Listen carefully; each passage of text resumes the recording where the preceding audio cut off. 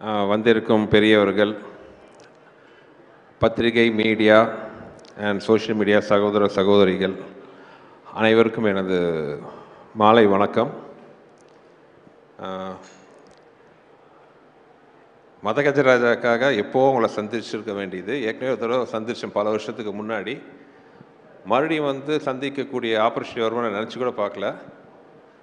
As a டைரக்டராக அவ்வளோ சந்தோஷமாக இருக்குது.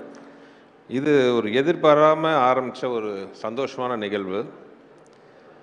ஒரு கொஞ்ச நாளைக்கு முன்னாடி நைட் ஒரு 11:30 மணிக்கு எனது மதிப்பிற்குரிய திருப்பூர் சுப்பிரமணியன் சார் அவர்கள் நைட் ஃபோன் பண்ணார் 11:30 மணிக்கு. எனக்கு ஒரே ஆச்சரியமாக இருந்துச்சு. ஏன்னா அவரெல்லாம் சீக்கிரமாக தூங்க போகிறவர் 11:30 மணிக்கு 12 மணிக்கு ஃபோன் பண்ணுறாரு, என்ன எமர்ஜென்சின்னு பயந்துட்டு ஃபோன் எடுத்தேன். அப்போது அவர் சொன்னார், சுந்தர் இந்த மாதிரி இந்த மதகஜராஜா படத்துக்கு கூப்பிட்டாங்க, அவர் ப்ரொடியூசர் பார்க்கணுன்னு சொன்னார். சரி, கொஞ்சம் வருஷங்களுக்கு முன்னாடி எடுத்த படமாச்சா, எப்படி இருக்கும்ன்ட்டு ஒரு டவுட்டில் தான் போனேன். நான் பார்த்து ரொம்ப வியந்துட்டேன். படம் ரொம்ப நல்லா இருந்துச்சுன்ட்டு அந்த படத்தை பற்றி கிட்டத்தட்ட ஒரு அரை மணி நேரம் ரொம்ப ரசித்து சொன்னார். அதை கேட்கும்போது எனக்கு ரொம்ப சந்தோஷமாக இருந்துச்சு. ஏன்னா திருப்பூர் சுப்பிரமணியன் சார் கிட்டத்தட்ட 30 வருஷமாக நான் என்னோடய படங்களை அவர் ரிலீஸ் பண்ணிகிட்ருக்காரு. எந்த படமாக இருந்தாலும் அவர் அந்த படத்தோட வியாபாரத்தை பற்றி தான் சொல்லுவார். படம் இவ்வளோ கலெக்ஷனாக இருக்குது, நல்லா போயிருக்கு, ஆவரேஜாக போயிருக்கு மாதிரி தான் சொல்லுவார் ஒழிய எப்பவுமே அந்த படத்தை பற்றின விமர்சனம் ரைட் ஃப்ரம் முள்ளத்தெழுத்தால் ஆரம்பித்து இந்த நிமிஷம் வரைக்கும் எந்த படத்தோட விமர்சனத்தையும் சொன்னதில்லை. அப்படிப்பட்ட ஒரு திரையுலக ஜாம்பவான்களில் ஒருத்தராக இருக்கிற அவர் இந்த படத்தை பற்றி அவ்வளோ வசதியாக சொல்லும்போது எனக்கு ரொம்ப சந்தோஷமாக இருந்துச்சு. அவர் என்ன சொன்னார்ன்ட்டு நான் ரொம்ப ஓவராக சொல்லிக்கல. ஏன்னா அது பின்னாடி ஏதாச்சும் ஆச்சுன்னா நீங்கள் என்ன நக்கல் பண்ணுவீங்க, அதனால் அது சொல்லலை. பட் அதோடு அவர் நிற்காமல் அந்த படம் ரொம்ப பிடிச்சதுனால அவர் இமீடியட்டாக அவர் ப்ரொடியூசர்ஸ் மற்றும் திரையுலக பெரியவங்கள்லாம் உட்காந்து பேசி முடிவு பண்ணி இந்த படம் ரிலீஸ் பண்ணுறதுக்கான வழிவகையை பண்ணி இன்றைக்கி பொங்கல் ரிலீஸாக உங்கள் முன்னாடி நாங்கள் நின்றுருக்கோம். மதகஜராஜா எனக்கு ரொம்ப ஒரு ஸ்பெஷலான படம். ஏன்னா இந்த படத்தில் தான் எனக்கு என்னோடய உடன்பெறாத தம்பி அப்போ ஆரம்பித்த எங்கள் நட்பு உறவு இன்றைக்கி எங்கள் குடும்பத்தில் ஒருத்தராக தொடர்ந்துட்டுருக்கு. அது ஒரு சின்ன விதையாக ஆரம்பித்த ஒரு விஷயம். இந்த படம் ஆரம்பித்து இத்தனை வருஷம் ஆச்சுன்ட்டு நம்ப முடியல. ஏன்னா படம் ஆரம்பிக்கும் போது நானும் விஷாலும் பிளான் பண்ணது என்னென்னா, ஏற்கனவே நான் மதகஜராஜா வேற ஒரு இன்டர்வியூவில் நான் சொல்லியிருந்தேன். இந்த 80s நிறையா ஜனரஞ்சகமான படங்கள் வந்திருக்கு. முரட்டுக்காலை, சகலகலா வல்லவன், போக்கிரி ராஜா, இந்த மாதிரி படம் ஒரு படம் பண்ண எனக்கு ரொம்ப ஆசையாக இருந்துச்சு. ஏன்னா எல்லாமே ரொம்ப ஒரு சீரியஸ் ஓரியன்ட், ஒவ்வொரு ஜானர் ஒவ்வொரு மாதிரி.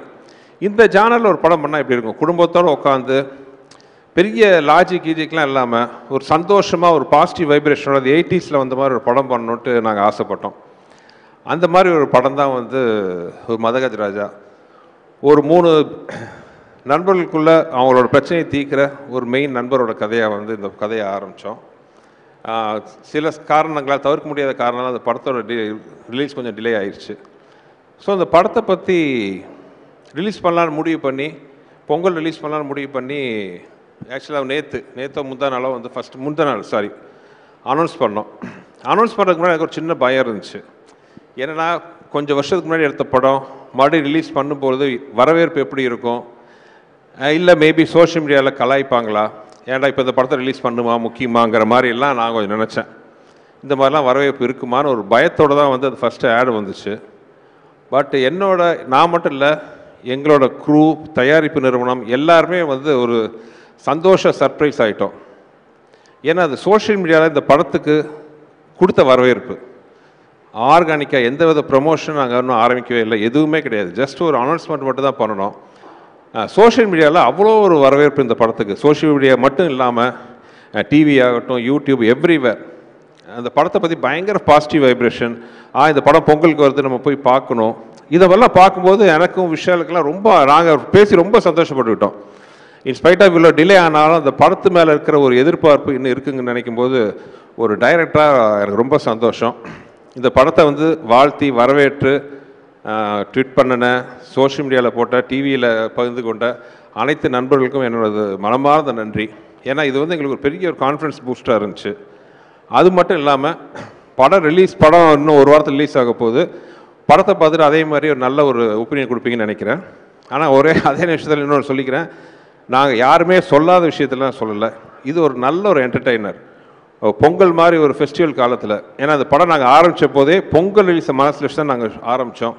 அந்த பொங்கலுக்கு மிஸ் ஆனது இந்த பொங்கலுக்கு வருது. கண்டிப்பாக அது வந்து ஒரு ஃபெஸ்டிவல் மூடுக்கு வந்து ரொம்ப ஒரு அருமையான படமாக இருக்கும்ன்ட்டு நான் வந்து நம்புகிறேன். ஆக்சுவலாக ஒரு நண்பர் வந்து சோஷியல் மீடியாவில் போட்டிருந்தார், மதகஜராஜா லேட்டாக வந்தாலும் லேட்டஸ்ட்டாக வரும்ன்ட்டு. நானும் நம்புகிறேன் இது லேட்டஸ்ட்டாக இருக்கும், உங்களுக்கெல்லாம் பிடிக்கும்ன்ட்டு. ஏன்னா அந்த படத்தில் வந்து ஹியூமர் அவ்வளோ பிரமாதமாக ஒர்க் அவுட் ஆகிருக்கு. இன்னொரு இந்த படத்தில் எனக்கு ஒரு சென்டிமெண்ட் அட்டாச்மெண்ட் என்னென்னா, என்னோட குருநாதர் மணிவண்ணன் சார் கடைசியாக நடித்த படம் அது. இப்போ வந்து அவர்லாம் நம்ம நடுவில் இல்லைன்னு நம்பவே முடியல என்னால். இன்னும் வந்து அவர் நின்று ஆசீர்வாதம் பண்ணிட்டு இருப்பார்னு நினைக்கிறேன். அதே மாதிரி வந்து எனக்கு வந்து ரொம்ப மரியாதைக்குரிய டைரக்டர் திரு மனோபாலா அவர்கள். மனோபாலா சாரோட இந்த படம் நான் ஒர்க் பண்ணுவது ரொம்ப இந்த படத்தை எதிர்பார்த்தார். ஏன்னா அந்த படத்தில் வந்து ஒரு 15-20 நிமிஷம் விஷால், சந்தானம், மனோபாலா சார் வச்சு ஒரு எபிசோடு வரும். நான் ஏற்கனவே சொல்லியிருக்கேன், நான் நிறைய காமெடியெல்லாம் பண்ணியிருக்கேன். ஆனால் நான் பண்ண காமெடியிலேயே வந்து எனக்கு ரொம்ப ஃபேவரட் எதுன்னு கேட்டிங்கன்னா அந்த ஒரு 20 நிமிஷம் எபிசோட். எல்லாருமே வந்து மனசு விட்டு சிரிக்கக்கூடிய, ரசிக்கக்கூடிய மாதிரி அது ஒரு இன்ட்ரெஸ்டிங்கான ஒரு எபிசோடு வரும் இந்த படத்தில்.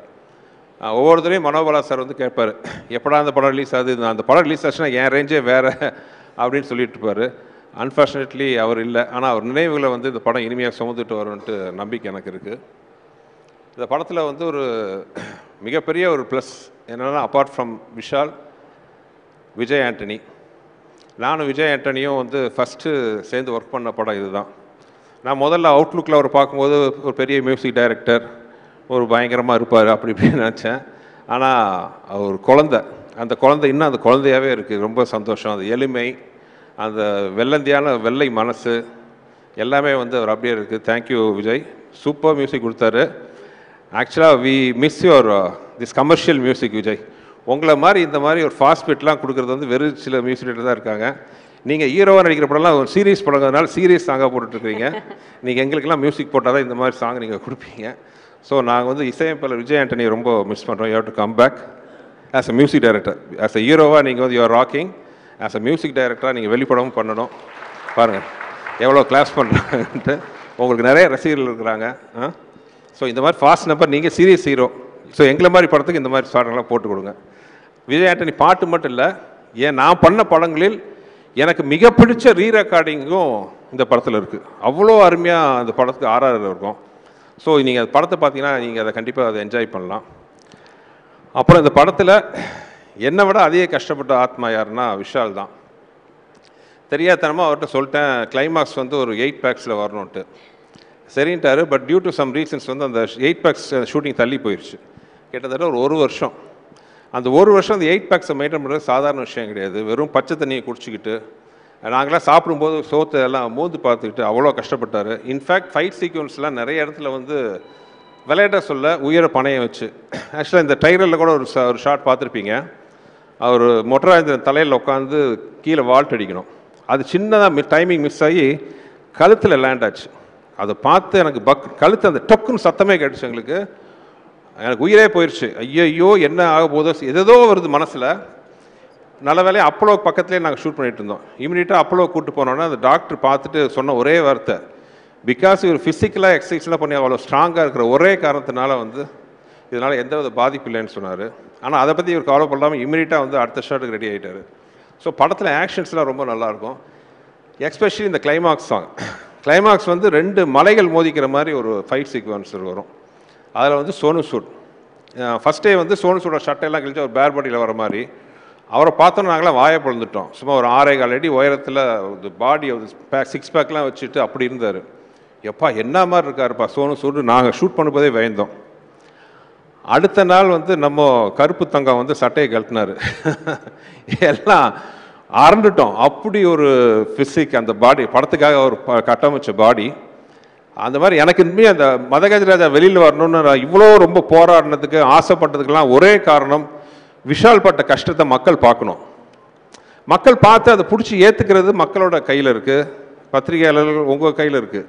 ஆனால் அந்த உழைப்புக்கு வந்து அவங்க பார்த்தா தானே அது என்னன்னு டிசைட் பண்ண முடியும். ஸோ அந்த மாதிரி மதகஜராஜா ரிலீஸ் பண்ணணுன்ட்டு நாங்கள் ரொம்ப ஆசைப்பட்டது காரணம் விஷாலோட உழைப்பு என்னன்ட்டு எல்லாம் பார்க்கணுன்னு ஆசைப்பட்டேன். Madha Gaja Raja is a fantastic family entertainer. ரொம்ப ஏதோ நல்ல விதமாக எனக்கு ஒரு லைசன்ஸ் கொடுத்துருக்கீங்க. சுந்தர்சி படம் யாரும் சொல்லாத ஒரு விஷயத்தெல்லாம் சொல்ல போகிறது இல்லை, புதுசாக எந்த விஷயமும் இருக்க போகிறது இல்லை. ஆனால் என்டர்டெயின்மெண்ட்டாக இருக்கும், குடும்பத்தோடு பார்க்க வரலாம். மினிமம் ஒரு படத்தில் ஒரு 5 நிமிஷமாச்சும் உங்கள் மனசார சந்தோஷப்பட்டீங்கன்னா அதுதான் நீங்கள் எனக்கு கொடுக்க போகிற மிகப்பெரிய பரிசாக நான் இது வரைக்கும் நினச்சிட்ருக்கேன். மதகஜராஜா அந்த அனுபவத்தை உங்களுக்கு கொடுக்கணும்னு நான் நம்புகிறேன். பார்த்து நீங்கள் எல்லாருமே சப்போர்ட் பண்ணணும். அப்புறம் அந்த படத்தில் வந்து முக்கியமான விஷயம், விஜய் ஆண்டனி சார் மட்டும் இல்லாமல் எனக்கு இருந்த ஒரு அருமையான டெக்னிக்கல் குரூ. இத்தனை வருஷம் கழிச்சும் அவங்களாம் என் முன்னாடி உட்காந்துருக்கிறத பார்க்கும்போது அவ்வளோ சந்தோஷமாக இருக்குது.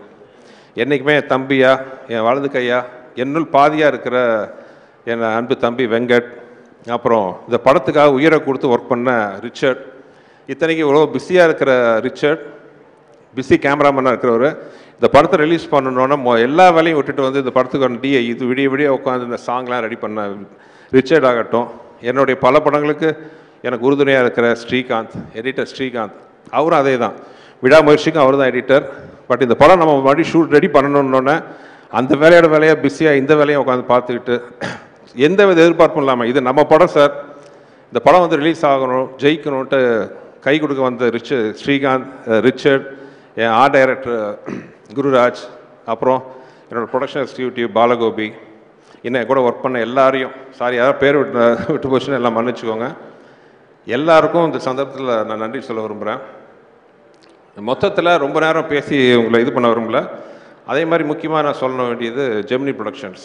என்னதான் ரிலீஸ் கொஞ்சம் சில காரணங்களால் தாமதமானாலும் ஒரு ப்ரொடக்ஷன் ஹவுஸாக எந்த டைரக்டரோட ட்ரீம் ப்ரொடக்ஷன் ஆஃபீஸ் கம்பெனி அவங்க, ஒரு செகண்ட் கூட வந்து இது வேணுமா, இந்த செலவு பண்ணுமா, அதை பற்றி கேட்கவே இல்லை. நான் என்ன கேட்டாலும் ப்ரொவைட் பண்ண ஒரு ஃபென்டாஸ்டிக் ப்ரொடக்ஷன் ஹவுஸ். நடுவில் சின்ன காரணத்தினால கொஞ்சம் கேப் ஆகி போச்சு. நான் ஆண்டவனை வேண்டிக்கிறேன், மதகஜராஜாவுக்கு கிடைக்கிற வரவேற்பில் மறுபடியும் ஜெமினியின் கொடி பறக்கணும். ஏன்னா அந்த மாதிரி நல்ல ப்ரொடக்ஷன் ஹவுசஸ் எல்லாம் வந்து சினிமா கிடைக்கிறது வந்து சினிமா கிடைச்ச ஒரு வரம். So we wish Gemini Productions coming back again in a big way sir. You are already big, but as a production house, I want you to come back in a big way, Mr. Anand and Kiran sir. And thank you. பொங்கலுக்கு பத்திரிகைகள் உங்கள் முன்னாடி வந்து நின்று எப்பவும் போல் நான் வேண்டி கேட்டுக்கிறேன், படத்தை நல்லபடியாக மக்கள்கிட்ட போய் சேர்த்தணும். நீங்கள் படம் பாருங்கள், ரசிப்பீங்கன்னு நம்புகிறேன். வேறு என்ன சொல்கிறது, உங்களுக்கு எல்லாருக்கும் இந்த படத்தை பற்றி தெரியும். அப்புறம் எல்லாருக்கும் இந்த படத்தை ரிசீவ் பண்ண இந்த படத்தை ரிலீஸ் பண்ண போகிறோங்கிற செய்தியை கேட்டோம், நல்லபடியாக ரிசீவ் பண்ணி பாசிட்டிவாக நியூஸ் பண்ணினேன், ட்விட் போட்ட சோஷியல் மீடியா நண்பர்கள், மீடியா டிவி நண்பர்கள் அனைவருக்குமே எனது வணக்கம், எனது நன்றிகள். அப்புறம் என்னன்னைக்கு எனக்கு பெரிய சப்போர்ட்டாக இருக்கிற என்னோடய லக்கி மாஸ்காட் என் ஒய்ஃபுக்கு நன்றி. திடீர்னு அரேஞ்ச் பண்ண ப்ரோக்ராம் சொன்ன உடனே வேறு எந்த ஃபங்க்ஷனுக்கும் அவ்வளோ சீக்கிரம் ஒத்துக்காத டிடி, எங்கள் மேலே இருக்கிற நட்பில் அன்போடு வந்ததுக்கு ரொம்ப நன்றி DD. You made our evening and thank you everybody.